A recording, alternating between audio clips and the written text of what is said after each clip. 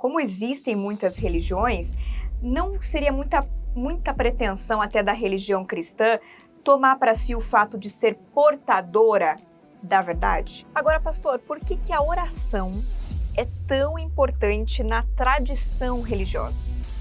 Copo com água, orar por roupa, por lençol, materializar o sagrado.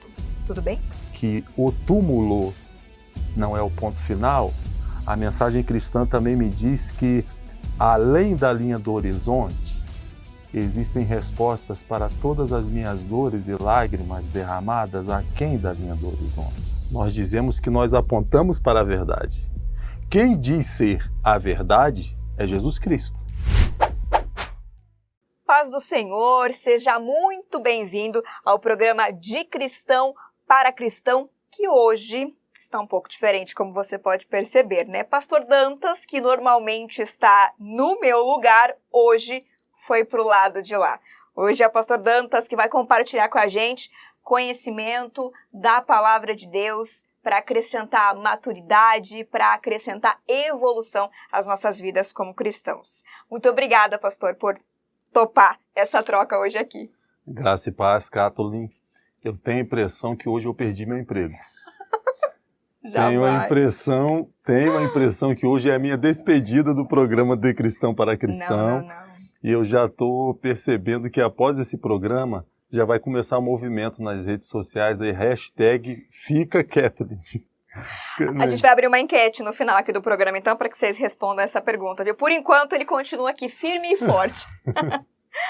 Bom, vocês já conhecem o pastor Dantas aqui do programa, mas é bom a gente trazer de volta também um pouco de quem é o pastor Dantas além da vida como pastor. O pastor Dantas sempre apresenta as pessoas que estão aqui com ele, então hoje a gente faz questão de também trazer para você esse conhecimento, essa informação. Além de pastor, Dantas Júnior é teólogo, escritor, poeta, filósofo, major do Exército, graduado e pós-graduado em Ciências Militares. Que ficha, hein, pastor? Que bênção, hein? Que bênção. Além de ser pai, marido, esposo, tudo, né? Mas olha só, hoje o convite é para a gente falar de religião e fé, para que a gente possa amadurecer aí no conhecimento do reino. E eu já vou começar, pastor, não vou me estender mais, porque a gente tem bastante coisa para conversar, te perguntando o seguinte: qual a relevância da religião? Por que dessa pergunta até? É muito normal, muito comum a gente ouvir pessoas dizendo assim: não importa a sua religião, importante é que a gente crê no mesmo Deus. É assim mesmo? Kathleen ou Kathleen? Kathleen. Se nós partirmos do princípio que o ser humano é um ser biopsicossocial e espiritual, eu posso afirmar que nós somos um ser espiritual por natureza, religiosos por natureza, melhor dizendo. Somos religiosos por natureza. Isso por si só já responderia a pergunta o porquê da relevância da religião, não é verdade? E olha que você nem especificou aí qual religião, estamos falando de religião de uma forma geral. Sendo o ser humano, então, um ser biopsicossocial espiritual, negar o aspecto religioso, negar a espiritualidade, é como você negar qualquer outro dos demais aspectos, ou o bio, ou o psico, ou o social, e esperar um bom funcionamento do ser. Então eu acredito que a religião ela é relevante, e aqui não estamos designando qual, estamos falando de uma forma geral, ela é relevante na medida em que ela vai atentar para esse aspecto do ser, que é a religiosidade. À medida que ela vai fazer aquilo que Rubem Alves dizia que a poesia fazia, nos ajuda a elevar além de nós mesmos, acima de nós mesmos, direção ao transcendente, acima do ordinário, acima do cartesiano. Agora, se a religião que professo é coerente ou não, aí é outra história. Aí então nós precisamos, à luz do senso comum, à luz do bom senso, à luz da filosofia, à luz da experiência, à luz das escrituras, à luz da história, à luz da sociologia, nós tecemos um juízo de valor acerca da religião que professamos. Todavia, a religião é relevante, tendo em vista que o ser humano é um ser bio, psíquico, social e espiritual. Ou seja, somos religiosos por natureza. Se você não adorar a Deus, você vai adorar alguma outra coisa. Mas a religiosidade faz parte do seu ser. Muito bom. Agora, como existem muitas religiões, não seria muita pretensão até da religião cristã tomar para si o fato de ser portadora da verdade? A religião cristã, ou melhor, o cristianismo não evoca para si ser a verdade. Nós dizemos que nós apontamos para a verdade. Quem diz ser a verdade é Jesus Cristo. É Jesus Cristo quem disse, eu sou a verdade. O que é verdade? A verdade é aquilo que corresponde à realidade, não é verdade? A verdade é aquilo que corresponde à realidade. Verdade é mais do que um conceito.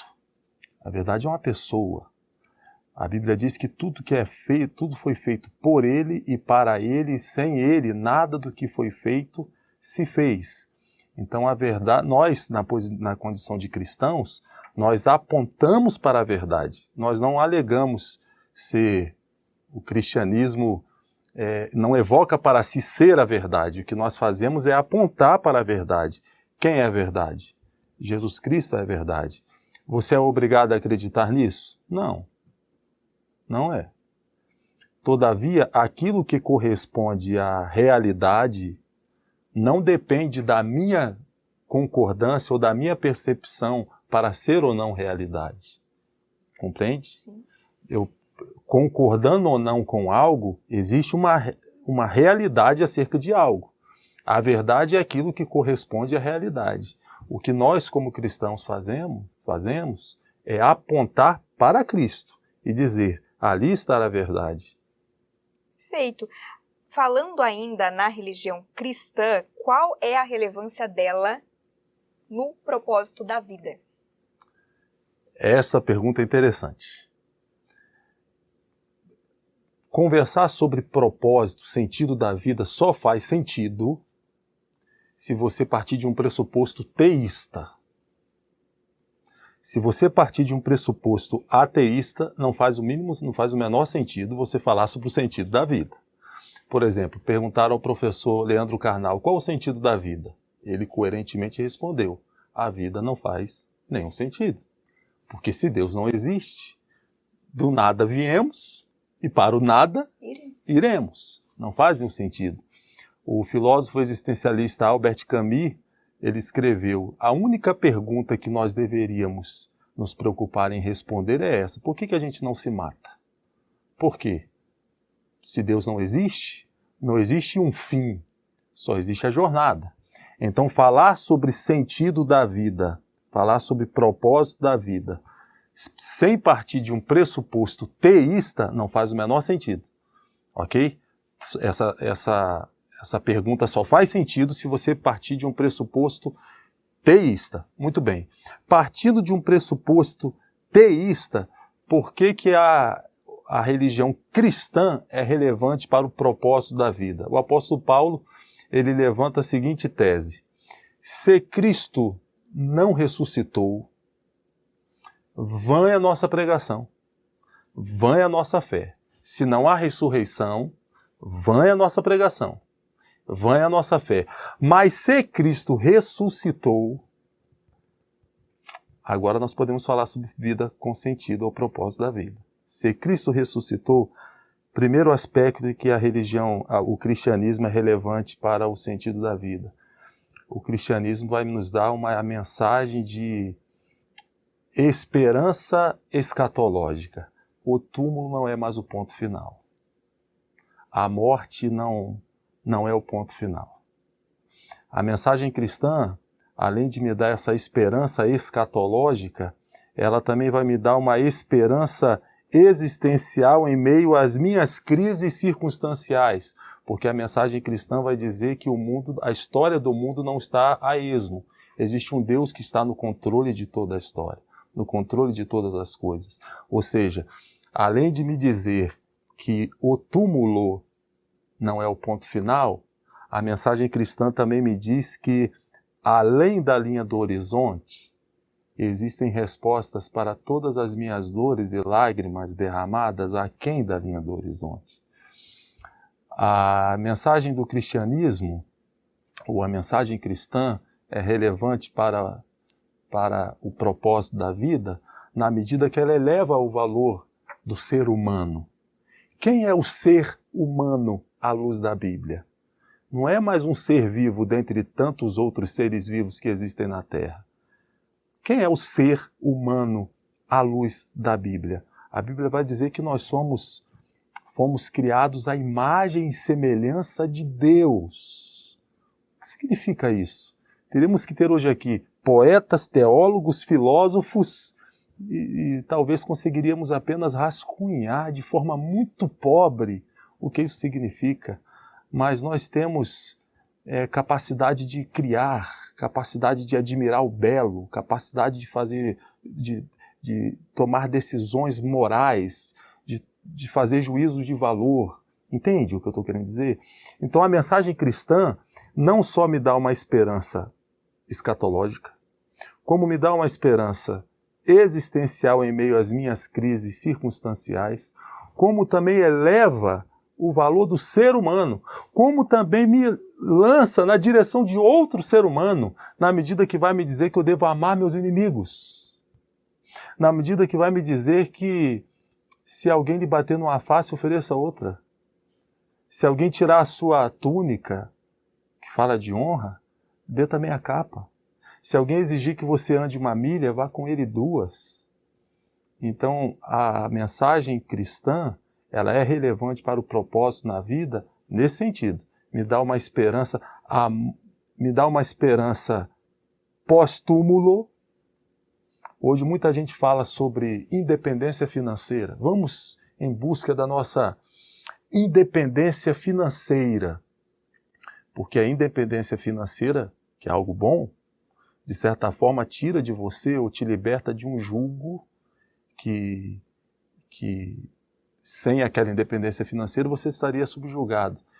Mas e o jugo da morte? Você pode ter todo o dinheiro. O que todo o seu dinheiro vai poder fazer por você na hora da morte? Absolutamente nada. Você pode ter na sua parede uma coleção de títulos. Na sala lá, Eu Me Amo. Na sala Eu Me Amo, você pode colecionar títulos. O que todos esses títulos vão fazer por você na hora da morte? Você pode ter muitos amigos, ter uma influência, ter milhões de seguidores no Instagram, nas redes sociais. Milhões de seguidores. O que seus seguidores vão poder fazer por você na hora da morte? Na hora da morte, só tem uma coisa que pode fazer algo por você: o Evangelho. O Evangelho. Então, quando você pergunta para mim qual a relevância da mensagem cristã para uma vida com sentido ou propósito da vida, uma esperança escatológica, uma esperança existencial em meio às minhas crises circunstanciais, a elevação do valor do ser humano, me jogar na direção do ser humano. Entende? Dessa forma eu responderia. Agora, para encontrar esse sentido realmente na vida, essa esperança, basta ser uma pessoa religiosa ou eu preciso ser uma pessoa de fé? Qual a diferença? Olha, se você conceituar a fé como um mero assentimento intelectual, um mero concordar com, um mero acreditar em, ser religioso e ser pessoa de fé é a mesma coisa. Mas aí não é da fé cristã, em hipótese alguma, que estamos falando. Porque a fé cristã ela é integral, relacional e prática. Ela é integral na medida em que afeta todo o seu ser. Todo o seu ser. Ela é relacional na medida em que afeta você, a divindade, Deus e o seu próximo. E ela é prática porque ela não é só um concordar com, é um agir com porque eu concordo com. É um agir assim porque eu concordo com. Então ela envolve a sua ação. Então é possível você ser muito religioso, de carteirinha, mas não ter fé. Não essa fé viva, essa fé que a Bíblia vai dizer. É possível. Mas não é da fé cristã que nós estaríamos falando. Agora, pastor, por que a oração é tão importante na tradição religiosa? Boa pergunta. Alguém já disse que todas as nossas orações, todas elas, são diferentes traduções de uma mesma expressão. Eu dependo de Deus. O que é oração, Catherine? O que é oração? Eu li uma expressão que marcou minha vida acerca da oração. E dizia assim: a oração é a celebração do encontro. É a celebração do encontro. Encontro de quem? Encontro meu com Deus, com a divindade. A oração é muito mais do que você fazer pedidos a Deus. A oração é muito mais do que você ir em busca da mão de Deus. É sobretudo o encontro. É sobretudo a comunhão. Entende? É sobretudo a comunhão. Por que a oração é importante para a vida religiosa? Justamente por isso. Porque a oração é a celebração de um encontro. De um encontro. Assim eu responderia a pergunta. Sendo a celebração de um encontro, a experiência do encontro, um encontro de mim, com as minhas mazelas, com as minhas deficiências, com os meus erros, com os meus sonhos, com as minhas limitações, com as minhas feridas, com os meus desesperos, com tudo que me define, com o totalmente outro. Com totalmente outro. A oração é o oxigênio da alma. É o oxigênio da alma. A celebração de um encontro. Então ela é vital. Ela é vital.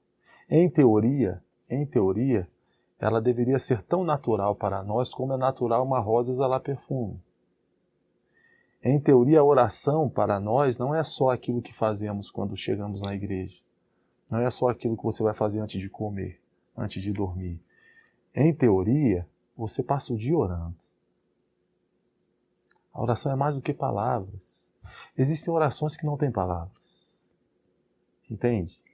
Existem orações que não têm palavras. Em teoria, você passa o dia orando. Então, ela não é importante, ela é fundamental para a vida religiosa nesse aspecto, partindo do princípio que, por natureza, a oração é a celebração de um encontro. Agora, tem um detalhe que, desde que eu aprendi a orar com os meus pais, eles sempre colocaram uma importância grande num detalhe, que eu sempre terminasse dizendo, em nome de Jesus, amém. Se não tiver em nome de Jesus, não valeu a minha oração? Boa pergunta. É um bom costume, todavia, no entanto, contudo, entretanto, a Bíblia diz, tudo que pedirdes em meu nome. O que Jesus está querendo dizer com isso? Tudo que pedirdes em meu nome. Creio que pedir algo em nome de Jesus tem pelo menos dois aspectos aí. Primeiro, é orar com a consciência que todo o acesso a Deus, todas as benesses, todas as bênçãos espirituais vêm por intermédio única e exclusivamente de Jesus Cristo. Orar em nome de Jesus não é pronunciar em nome de Jesus, é orar com a consciência de que o que quer que Deus venha fazer por você, Ele vai fazer por um único meio, através de Jesus Cristo. Em Cristo, diz a Bíblia, nós somos abençoados com toda a sorte de bênçãos espirituais. Que significa orar em nome de Jesus? Significa orar com a consciência de que o que quer que Deus venha fazer em resposta à sua oração, seja o sim, seja o não, seja o espere, seja a comunhão, o que quer que Deus venha fazer, nós falamos aqui que a oração é a celebração do encontro. O que quer que seja possível nesse encontro, toda essa experiência mística do encontro, só é possível pelo viés de Jesus Cristo. Orar em nome de Jesus, em um primeiro aspecto, eu diria que é isso. Em um segundo aspecto, eu diria que orar em nome de Jesus é orar para a glória de Jesus. A Bíblia diz: tudo que você for fazer, seja comer, seja beber, faça para a glória de Deus. Levar a Jesus suas ansiedades, suas demandas, suas aspirações, mas para a glória de Deus. Não necessariamente com essa expressão no final, em nome de Jesus. Não obstante, ser um bom costume, porque nos lembra dos dois primeiros aspectos que eu falei. Então pode continuar falando. Pode continuar falando. O que dizer da oração do ladrão na cruz? Senhor, lembra-te de mim quando entrares no teu reino. Não tem em nome de Jesus. O que dizer da oração de Pedro quando estava afundando? Senhor, salva-me. O que dizer da oração do cego? Filho de Davi, tem misericórdia de mim. O que dizer da oração da mulher do fluxo de sangue? Nem palavras teve. Ela apenas pensou e tocou.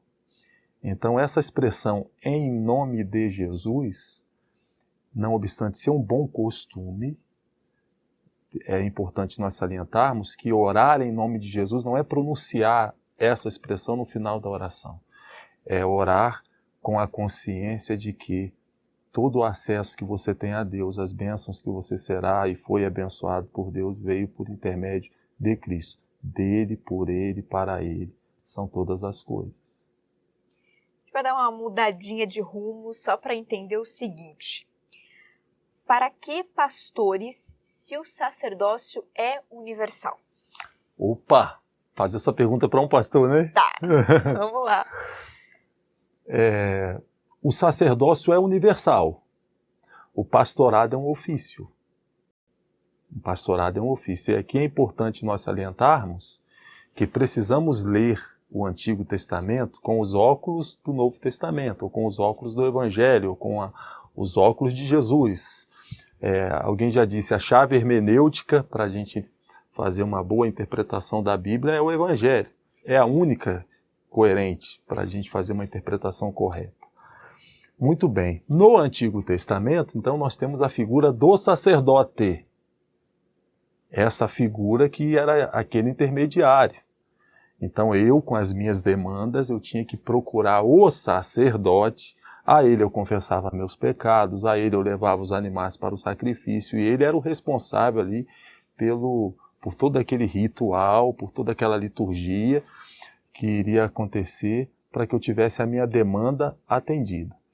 Ok? Então ele serve como esse intermediário entre eu e a divindade. Eu vou até o sacerdote que vai prestar um serviço e vai me representar diante da divindade. Quando você vai olhar o ofício pastoral, o pastor não foi colocado como intermediário, ele foi colocado como mordomo para servir ao povo de Deus, servir à igreja. É um ofício. Nós temos pessoas que foram chamadas e vocacionadas por Deus para servir a igreja como pastores. Nós até nos acostumamos a dizer que Deus não dá igrejas a pastor, mas Deus deu pastores à igreja para servir a igreja. Então, para que pastores se o sacerdócio é universal? Sim, o sacerdócio é universal na medida que eu agora não tenho intermediários, eu posso chegar para você e posso pedir para você orar por mim. E você pode chegar para mim e pedir para eu orar por você. Nós podemos entrar juntos num lugar secreto para orar. Né? No lugar secreto que eu digo, esse lugar de comunhão com Deus. Sim. Eu posso, podemos um socorrer o outro. Mas e os pastores? Os pastores são esses homens, mulheres, dependendo da instituição religiosa, que já tem mulheres como pastores, homens e mulheres chamados por Deus e vocacionados por Deus para servir a igreja como pastores. É um ofício, já não é o sacerdócio como nós tínhamos no Antigo Testamento. Então há essa separação. Não é? Compreendido. O senhor é pastor. Sim. É formado em teologia. Sim. Qual o papel desse estudo, desse conhecimento dentro da religião? Bom, para responder sua pergunta, vamos partir de alguns pressupostos. Primeiro, todos somos teólogos. De uma forma bem básica, todos somos teólogos, todos somos filósofos, todos somos poetas. Vou adicionar no meu currículo. Todos somos. Não é? De uma forma básica, bem primária, eu posso dizer que todos somos teólogos, todos somos filósofos, todos somos poetas. Todas as vezes que você faz uma pergunta querendo saber o porquê, esse pensamento ético, porque a ética é justamente esse estudo acerca da moral, né? A diferença da ética e moral é justamente isso. A moral te diz o que você deve fazer. A ética te diz o porquê você deve fazer. Na hora que você faz esse pensamento, não, por que que é assim? Que você vai buscar o porquê, buscar a sabedoria, você está fazendo o trabalho de um filósofo. Todas as vezes que você pergunta por quê, você é um filósofo, você é uma filósofa. Todas as vezes que você se encanta com algo e que você consegue verbalizar ou escrever aquilo que é mais fácil sentir do que dizer, você está sendo poeta. Todas as vezes que você pensa sobre o transcendente, todas as vezes que você pensa sobre a divindade, ainda que de uma forma básica, você está sendo teólogo.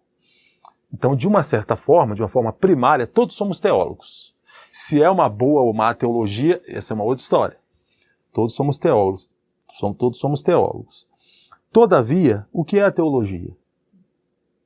E aí a gente precisa ter a sinceridade e a honestidade de fazer uma distinção aqui entre a teologia e as demais ciências, em um aspecto que daqui a pouco eu vou te explicar, mas precisamos ter a honestidade de assumir que a teologia é uma tentativa humana, e quando eu falo tentativa humana, isso pressupõe falha e limite, de fazer um discurso acerca do totalmente outro, acerca da divindade, acerca daquilo que é eterno, acerca do infinito, ok? Então a teologia, ela vai lidar com um conflito. De um lado, o limite do teólogo. Do outro lado, aquilo que foi revelado. E precisamos partir do pressuposto que há algo revelado. Porque se você não crer que algo foi revelado, não existe teologia. Existe filosofia da religião, existe antropologia do divino, não existe teologia. Para existir teologia, você precisa crer que algo foi revelado. Deus precisa ser cognoscível. Existe a cognoscibilidade de Deus, ou através da natureza, ou através do ser, através das escrituras, mas você precisa crer na cognoscibilidade de Deus para que você tenha um objeto de estudo. E qual é o objeto de estudo da teologia? É Deus. Mas como que Deus vai caber numa caixa? Deus não cabe numa caixa. Então a teologia ela diferencia-se das demais ciências nesse aspecto. As outras ciências, o seu objeto de estudo, por exemplo, a psicologia tem como objeto de estudo a psique. A sociologia tem como objeto de estudo o fato social. O fato social, a psique, você pode prescrutar, você pode experimentar, você pode fazer experimentos, entende? Mas e Deus? Deus não cabe numa caixa. Deus não pode ser reduzido a conceituações humanas, até porque a nossa linguagem ela não só é limitada, ela é limitadora. Então como é que Deus vai caber em um mero conceito? Então a teologia ela lida com esse conflito. Primeiro, a limitação do teólogo, ok? E por outro lado, aquilo que foi revelado. Aquilo que foi revelado. Nós partimos do pressuposto que houve uma revelação. Muito bem. As Escrituras, por exemplo. Nós temos as Escrituras como uma revelação especial da parte de Deus. Temos a natureza como uma revelação geral, é uma revelação. Temos as Escrituras como uma revelação especial. As Escrituras na teologia é chamada de norma normans, a norma que normatiza. Ok? A norma que normatiza. A minha interpretação das Escrituras é chamada de norma normata. A norma que normatiza é infalível, é inerrante, é imutável, é inspirada, é suficiente, A norma que normatiza. Mas a minha interpretação da norma, essa não é perfeita. Essa é falha. Essa muitas vezes é afetada pela nossa cultura, é afetada por um conjunto de circunstâncias, é afetada pelos nossos dogmas institucionais, é afetada pelo sempre foi feito assim, meu pai disse assim, meu avô disse assim. Então nós temos a norma que normatiza, e nós temos a norma normata, que é a nossa interpretação da norma. O que é a teologia ou as nossas teologias? É a interpretação. Então ela pode ser falha? Pode. Não poucas vezes ela falha. Ela pode ser falha. Por isso que, vez ou outra, nós precisamos soprar a poeira. Soprar a poeira da tradição, soprar a poeira dos nossos preconceitos, para que nós possamos nos aproximar mais da normas.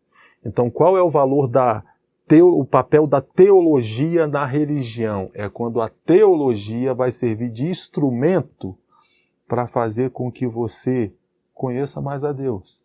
Eu costumo dizer que a boa teologia é aquela que acaba em doxologia. O que é doxologia? Adoração. A boa teologia é aquela que vai fazer com que você adore a Deus, vá na direção do próximo e se conforme, haja uma conformação de você a Cristo. Essa é a boa teologia. Então, qual é o papel da teologia da religião? Servir como um instrumento para cooperar, para que você possa conhecer mais a Deus, para que você possa adorar a Deus, para que você possa ir na direção do seu semelhante, para que você possa ser conformado à imagem de Cristo. Se a teologia não servir para isso, não serve para nada. No meio dessa explicação, o senhor tocou no assunto da natureza, dessa relação também da natureza com Deus. De que forma a natureza pode testemunhar, sobre os atributos de Deus? Bom, primeiro que a natureza aponta para um Criador.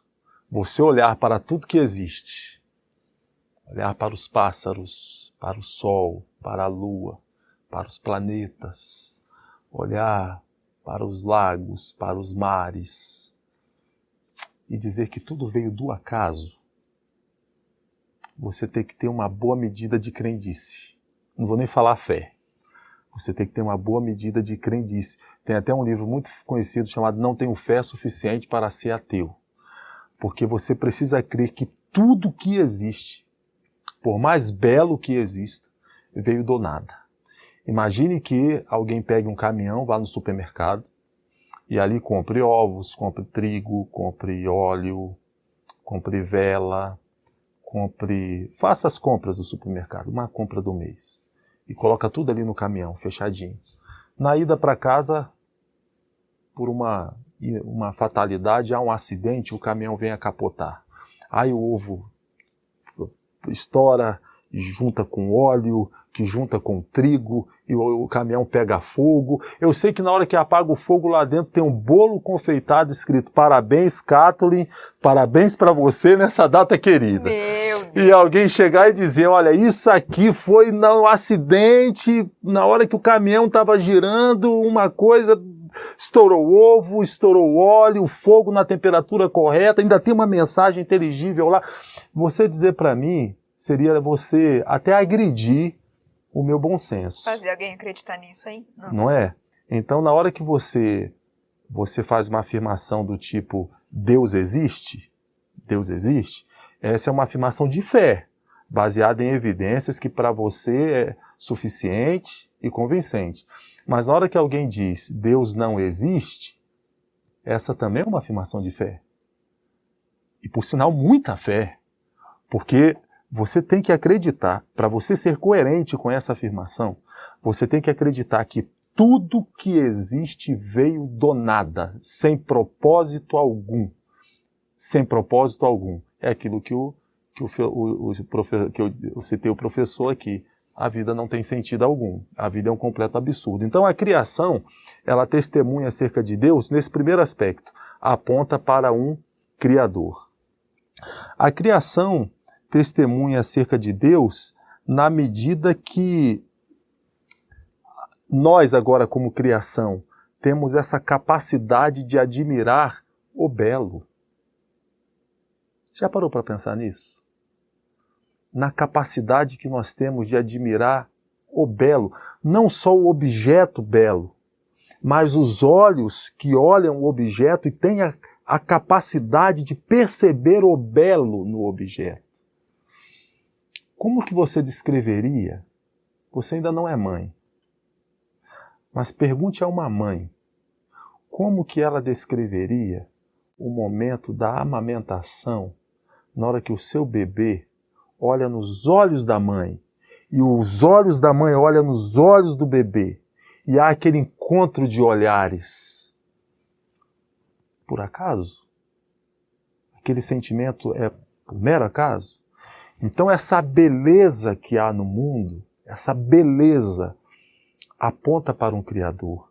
Todo talento é uma centelha divina. Todo talento.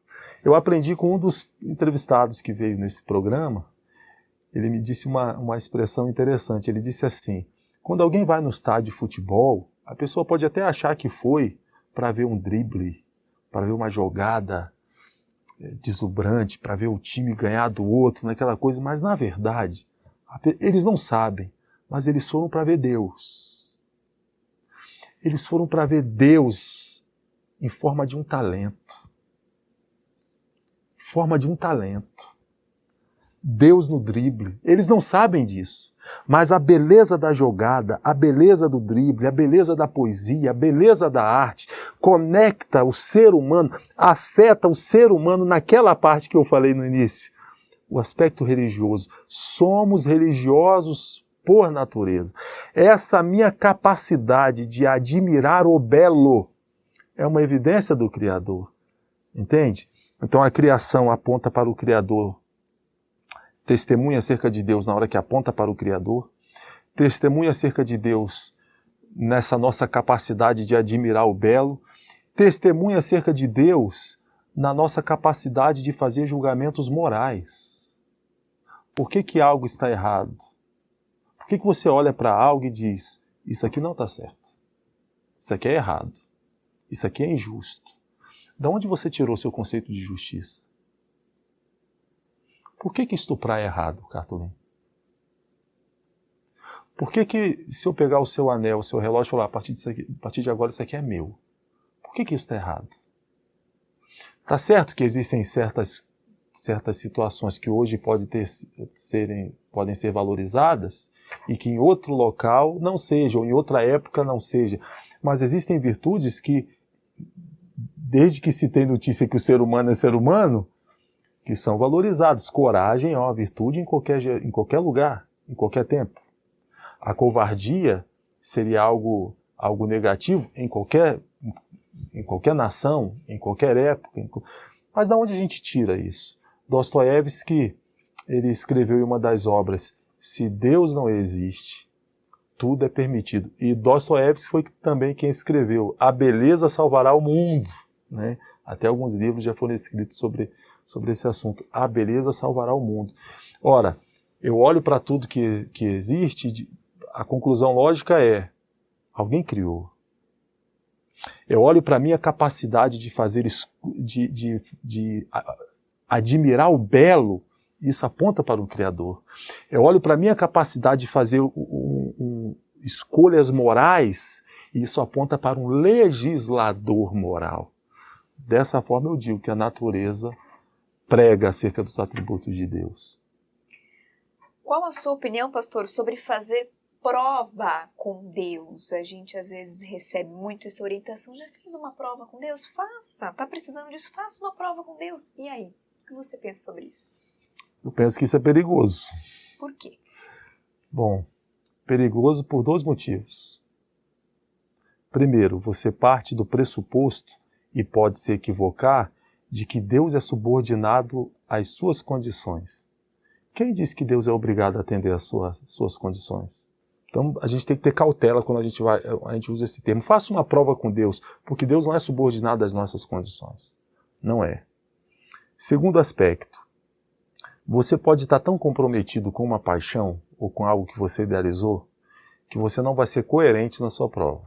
Você pode não ser coerente na prova que você vai fazer. Pastor, quer dizer que é errado fazer prova com Deus? Eu não diria que é errado. Eu diria que a prova com Deus, ela é válida quando ela tem por iniciativa o próprio Deus. Por exemplo, no episódio do mar revolto, os discípulos acharam que Jesus era um fantasma. Aí Pedro, Senhor, és tu? Se és tu mesmo, manda-me ir contigo, eu quero andar sobre as águas também. Aí Jesus disse, vem. Jesus falou, venha. Entende? Venha. Se Jesus não tivesse dito, venha, Pedro teria se afogado. Oh, aquele dia ele teria... Entende? Então, eu não digo que não se pode fazer. Eu digo que você deve ter cautela e cuidado por esses dois motivos. Primeiro deles, Deus não é subordinado às suas condições. Deus não é subordinado. Às vezes você cria dois parâmetros e Deus está olhando uma outra variável que você nem levou em consideração. Deus não é subordinado a você. Segundo, você pode estar tão comprometido com algo, querer tanto algo, tanto, que você acaba não sendo coerente naquilo que você está propondo a Deus. Pastor, qual seria então o meio termo ou a solução? Princípios bíblicos. Haja segundo princípios bíblicos. Não é? E eu acho que vai ser um caminho aí trilhado com sabedoria. Agora sobre adicionar elementos às orações, a essa relação com Deus, como por exemplo, copo com água, orar por roupa, por lençol, materializar o sagrado. Tudo bem? Kathleen, eu não quero menosprezar nem ser desrespeitoso com quem faz tais práticas, até porque é uma questão de foro íntimo, é uma questão de experiência, né, de cada um. E jamais eu vou julgar, por exemplo, alguém que está com a fotografia de um familiar. Olha aqui está a foto do meu filho, aqui está a foto do meu marido. Ora aqui, pastor, pelo meu marido, toma aqui a foto. Então eu não quero menosprezar essa fé dessa pessoa. A fé é um terreno muito sensível, né? Todavia, eu parto do seguinte princípio. Nós precisamos entender que existem prescrições bíblicas e narrativas bíblicas. Nem tudo que é narrativo é prescritivo. Eu vou explicar. A Bíblia diz que Jesus cuspiu no chão, fez um lodo, colocou no olho do cego e falou, vai lá e se lava o rosto no tanque. Mas a Bíblia nos dá ordem para eu cuspir no chão, fazer lodo, colocar no olho do cego, senão todas as vezes que eu fosse orar por um cego, eu teria que cuspir no chão, fazer o lodo. Então esta narrativa, esse fato é algo narrativo e não é algo prescritivo. Entende? Quando a Bíblia vai dizer que a sombra de Pedro passava pelos enfermos e os enfermos eram curados, ali é uma prescrição ou uma narração?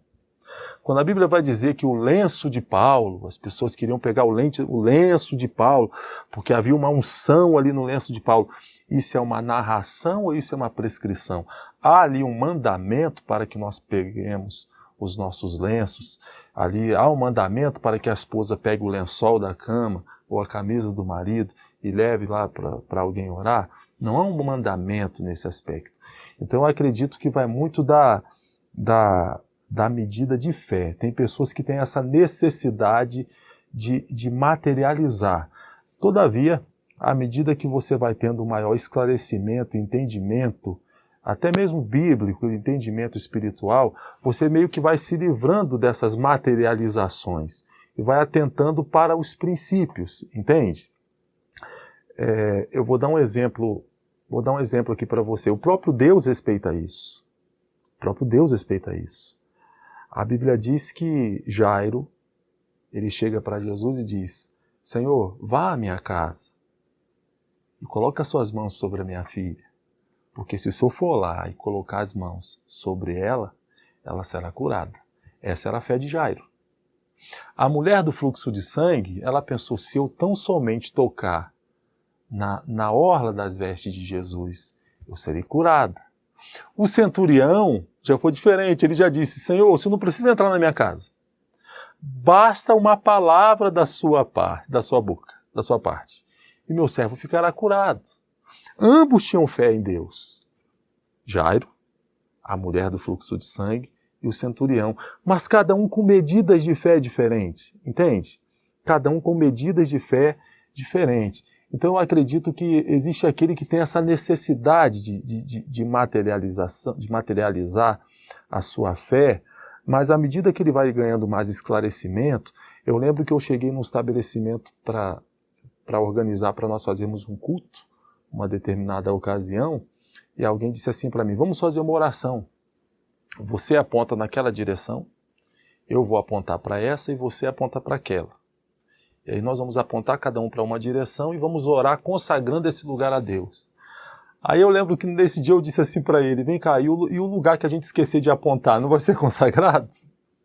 Entendeu? Se não vai ser consagrado o lugar, entende? Então vai muito do seu entendimento espiritual, de conhecimento espiritual. Eu acho que à medida que você vai tendo um entendimento espiritual do princípio, você vai deixando de lado essas materializações. Mas eu respeito muito quem já teve essa experiência e etc. Agora a gente vai um pouquinho mais fundo. Vamos falar sobre espíritos especialistas, nomes de entidades. O que o senhor acha disso? Eu acho que onde a Bíblia se cala, o teólogo deve se calar. Essa é a minha resposta. Onde a Bíblia se cala, o teólogo deve se calar. Eu vejo uma verdadeira aberração. Essa é a expressão. Eu vejo uma verdadeira aberração. O que muito é ensinado, mesmo em meios cristãos, sobre entidades, usando os nomes das entidades. Por quê? Quais os nomes que a Bíblia fala? Qual foi a fonte que foram extraídos esses nomes? A fonte de pessoas endemoniadas? De pessoas possessas e etc. Entende? Se isso for válido, então nós vamos pegar o livro dos Espíritos e vamos adotar como livro-texto para nós, para os nossos cultos, inclusive, que foi um livro escrito baseado em sessões de mediunidade. Então a Bíblia fala sobre esses nomes, os nomes dessas entidades, a Bíblia fala sobre isso, então eu acho que nós devemos ir até onde a Bíblia vai. E isto não quer dizer, e a gente precisa ser honesto, que não, a Bíblia ela não fala tudo de tudo. O mundo espiritual ele é muito mais amplo do que nossa vã filosofia, do que a nossa norma normata, né? O mundo espiritual é muito vasto. Eu não estou dizendo que não existe um mundo espiritual além do que aquilo que se sabe. Não é isso que eu estou falando. Eu estou dizendo que na hora que a gente nomeia, na hora que a gente cria uma verdadeira teologia, uma doutrina ali, dando nomes das entidades, você está tomando que base? Eu pergunto a você, pergunto a quem está me ouvindo, partindo do ponto de vista que você é cristão. Qual é a fonte da nossa doutrina? Qual é a fonte válida de onde nós extraímos as nossas doutrinas?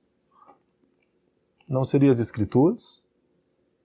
Existe algo além das Escrituras que nós extraímos as nossas doutrinas? O problema é que muitos de nós começam a extrair doutrinas das suas experiências. Teve uma experiência aqui, e eu não quero menosprezar a sua experiência, ela é válida como experiência para você. Mas você não pode pegar uma experiência que você teve e fazer dela uma doutrina, uma regra de fé, sem o devido respaldo bíblico e ensinar. Entende? Então, o que eu acho sobre essa prática de dar nomes, eu acho isso uma aberração. Eu acho isso uma aberração. Por quê? Porque não está na Bíblia. Não está na Bíblia. Então, aonde a Bíblia se cala, o teólogo deve se calar. Você comentou sobre experiência, maldição hereditária. Experiência isolada ou existe mesmo? Muito bom. Cátulo, eu acho que a pior maldição que existe é você não estar em Cristo. E a maior bênção que existe é Cristo.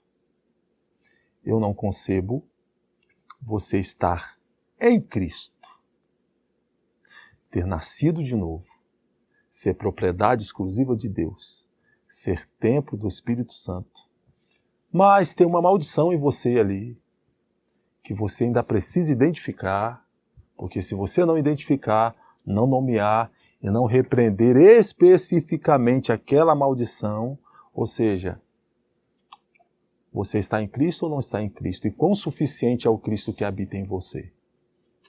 Entende? Então eu não concebo isso. Não concebo. Para mim, pastor, o que isso acha da maldição hereditária? Eu acho que existe a maldição de você não estar em Cristo. E existe a bênção de você estar em Cristo. Teve um amigo que chegou para mim uma vez e disse assim, pastor, não são todos que eu coloco porque eu deixo de colocar a mão na minha cabeça, não. Não são, eu tenho que saber a vida da pessoa, eu tenho que saber se ela é uma pessoa de Deus, porque não é qualquer um que eu deixo colocar a mão na minha cabeça, não. Aí eu deixo ele falar. Quando ele acabou de falar, eu perguntei para ele, fulano, você tem dúvidas de qual é o espírito que habita em você? Quem é o espírito? Qual é o espírito que habita em você? Aí ele falou, o Espírito Santo. Eu falei, você tem certeza? Aí ele, tenho. Eu falei, porque se o Espírito Santo habita em mim, põe a mão na minha cabeça quem quiser colocar.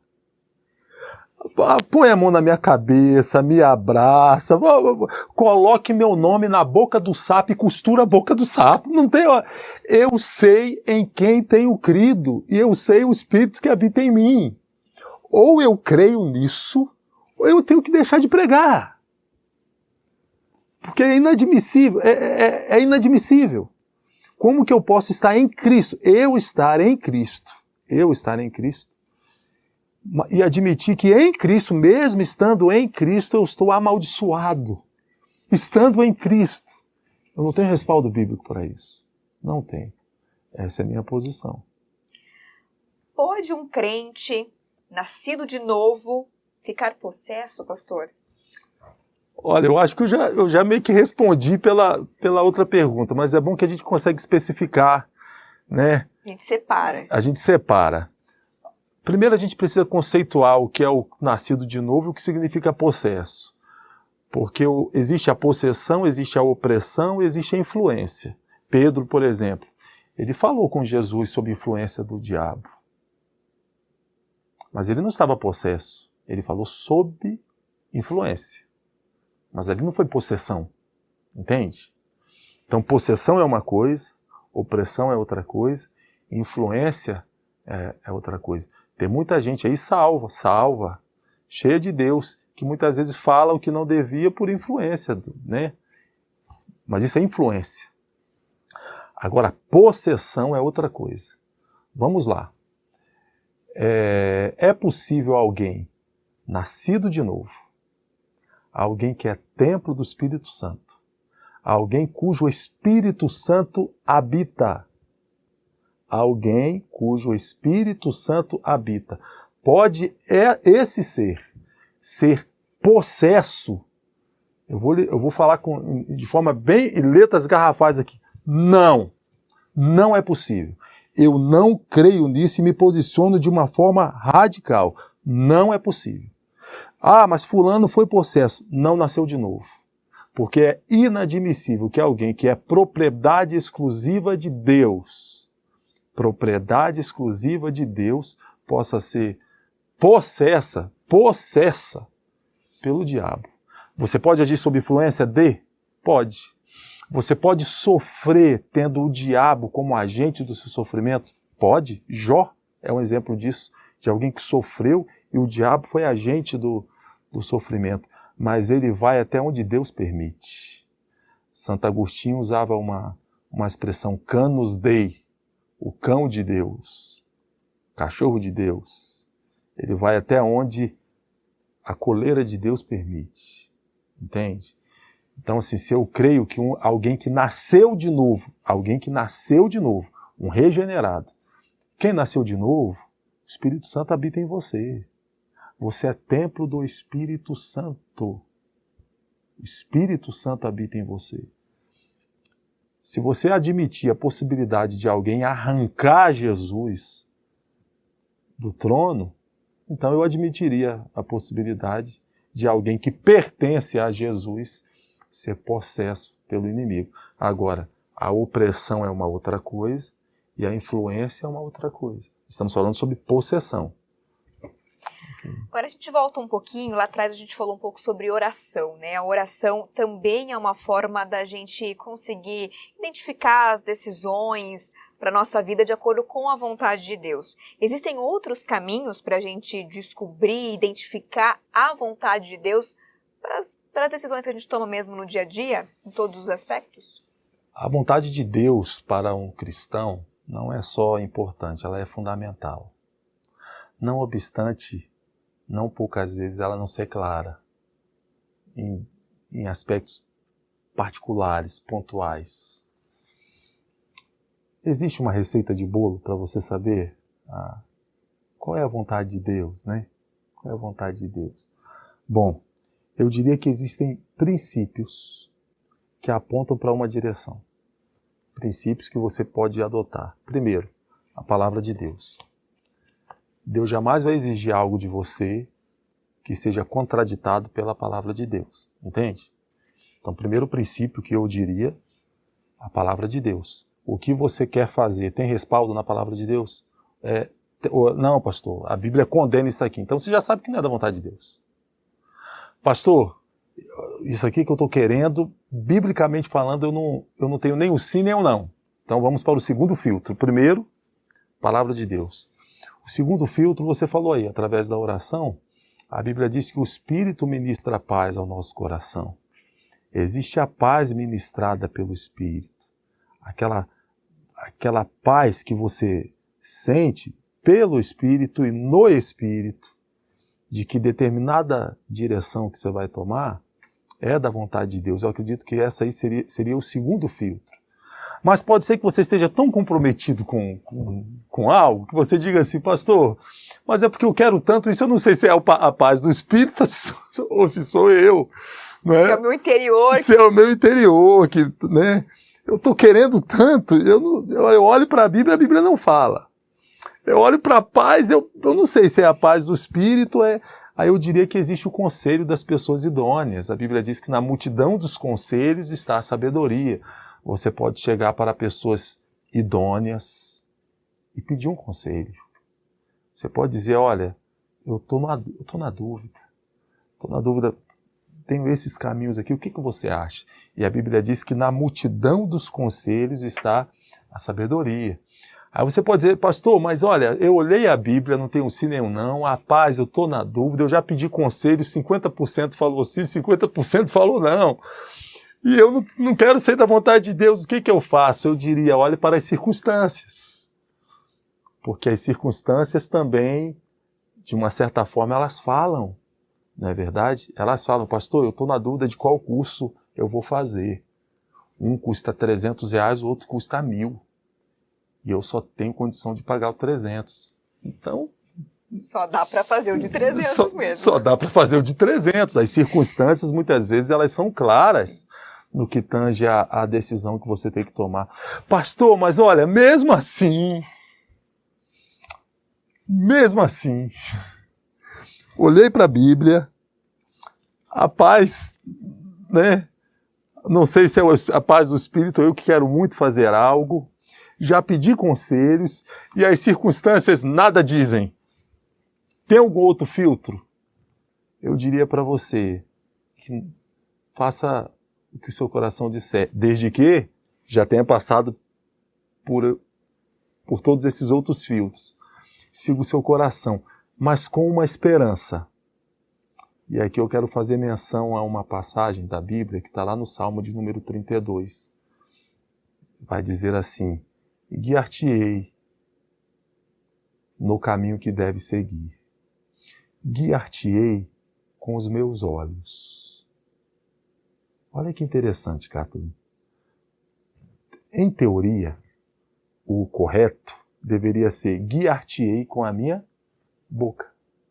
Vou falar para você, vá para a direita, vá para a esquerda, pare, prossiga. Mas não é isso que o texto diz. Que seria a lógica. Que seria a lógica. Nossa. Olha o que o texto diz. Guiar-te-ei com os meus olhos. Já parou para pensar nisso? Como que alguém guia outro pelo olho? Como que alguém guia outro pelo olhar? E aí, olhando para esse versículo, eu tiro dois princípios. O filho conhece o pai pelo olhar, quando ele está gostando de alguma coisa, quando não está gostando de alguma coisa. Às vezes, pelo olhar, devido à sua conexão e à sua intimidade, não precisa de palavras. Você saberá. O primeiro princípio é esse, fruto de uma intimidade que você já tem com a palavra de Deus, em oração e etc. Você fica muito sensível ao direcionamento. Mas, lendo Rubem Alves, em uma de suas poesias, ele fez uso de uma expressão que eu achei maravilhosa. Ele falando sobre o ninho, ele disse assim: os nossos filhos, quando eles são criança, eles estão no ninho dos nossos braços. Você leva eles no colo, você segura pela mão. Mas chega um momento, quando eles chegam na adolescência, quando vai chegando na juventude, que esse passarinho, ele voa. Então eles continuam no ninho, não mais no ninho dos seus braços, mas no ninho dos seus olhos. Ninho dos seus olhos. Chega um momento em que esse pássaro vai para mais longe. O pássaro mãe já perdeu de vista aqui. O passarinho, ou o filho, não está agora mais no ninho do braço, nem no ninho dos olhos, mas está no ninho do coração. Ainda que você não esteja vendo onde o seu filho está naquele momento, né? Tem filhos que crescem, casam, vão morar em outra cidade, morar em outro estado, estão fora dos olhos do pai, mas estão no ninho do coração. Mas em relação a Deus, agora não é o poeta Rubem Alves, é o poeta Dantas. Quem foge ao olhar de Deus? Quem foge dos olhos de Deus? Então vamos pegar a poesia de Rubem Alves e encaixar nesse versículo. Guiar-te-ei com os meus olhos. Você está buscando a direção do Senhor em algo. Você já olhou para a Bíblia? Você já olhou para as circunstâncias? Você já olhou para a paz no Espírito? Você já pediu conselhos? E mesmo assim você está na dúvida. Segue seu coração, com a certeza de que os olhos do Senhor estão sobre você. De alguma forma, não com palavras, mas com o seu olhar, Ele vai te guiar. Que lindo, precisa recortar isso pro programa, hein? Ficar separado aqui, ó. Pastor, ainda seguindo nessa questão de vontade, de futuro, de intimidade com Deus, profecia, Deus ainda fala dessa maneira com a gente? Como que a gente pode julgar uma profecia? É perguntar para um pastor da Assembleia de Deus sobre profecia. Se eu falar que não... Tô no campo certo. Se eu falar que não, esse é meu último programa. Não queremos. Não é verdade? Se eu falar que não, eu tô... Verdade. Não é verdade? Se eu falar que não... Mas o meu comprometimento com aquilo que eu acredito, e eu tenho certeza que meu pastor não vai... quem sou eu para falar que Deus não fala? Deus é livre para falar do jeito que Ele quiser falar. Deus não cabe em nossos dogmas. Então eu não posso dizer que Deus não o faz mais. Não obstante, eu creio que a revelação está aqui. Aqui está a revelação. Eu não posso dizer que Deus não fala através de profecia. Deus é livre. Aliás, Deus é o único que é livre. Não é? As nossas liberdades são pseudo-liberdades. Às vezes você acha que você é livre, mas você é cativo da sua cultura, cativo da sua cosmovisão, cativo de uma série de fatores. Deus é o único livre. Aliás, Deus é cativo de Deus. Isso aí é um tema para outro programa. Deus é cativo de Deus. Porque Deus não pode negar a Ele mesmo, né? Então, até o próprio Deus é cativo, vamos dizer assim, de forma poética. Deus é cativo de Deus. Então, Deus é livre para falar do jeito que ele quiser falar. Então, eu não tenho respaldo bíblico para dizer Deus não pode falar mais assim. Não, posso. Se Deus quiser falar, ele pode falar da maneira como ele quiser falar. Deus ele já se comunicou através dos profetas. Deus ele já se comunicou até através de animais. Está escrito na Bíblia. Quem é que pode prender Deus? Quem é que pode falar, não, Deus, agora... Todavia, Kathleen, nós precisamos ser honestos. Que há uma especulação e uma exploração nesse aspecto. E muitas vezes um exagero.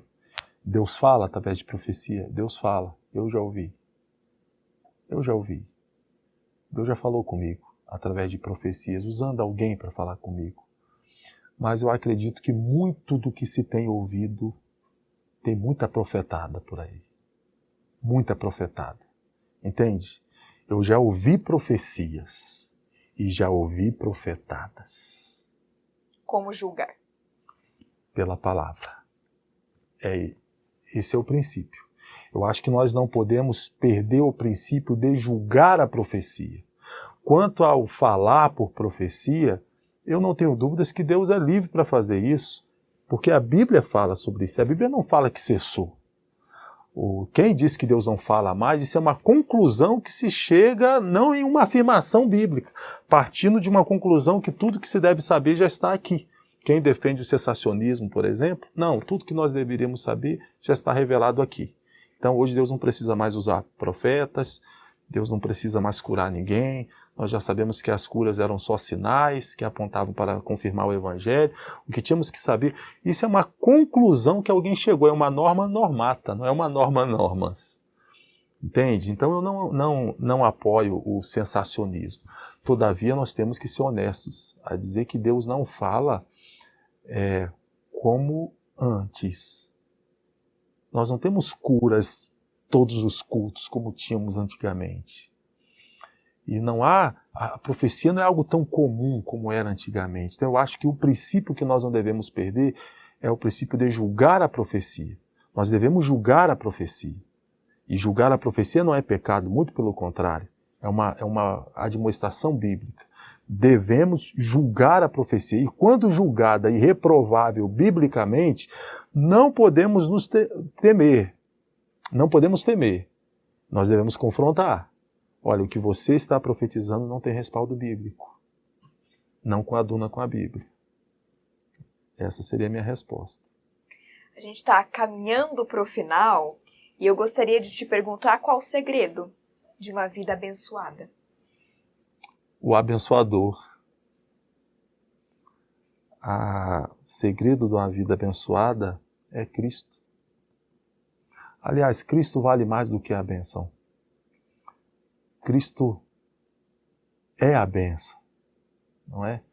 Todas as bênçãos, mesmo as bênçãos de Deus, sem Deus, são insuficientes. Concorda? Qual é o segredo de uma vida abençoada? Está em Cristo. Agora, o que você entende por vida abençoada? O que quem está nos ouvindo entende por vida abençoada? Não, vida abençoada é uma vida em que eu não vou ficar doente, não vou ter dor de dente, não vou pegar coronavírus, não vou... Isso é vida abençoada. Sim, isso são bênçãos. Mas eu acho que não é isso a natureza de uma vida abençoada.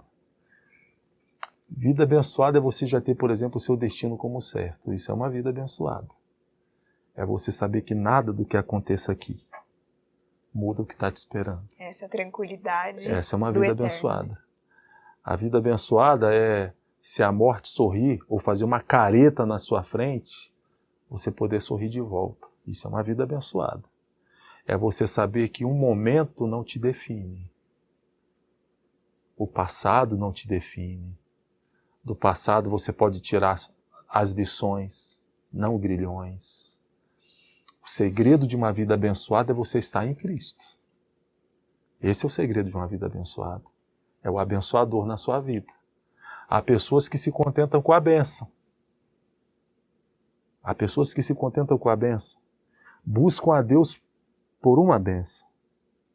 Mas o que é a bênção de Deus sem Deus? Qual seria uma grande bênção para alguém?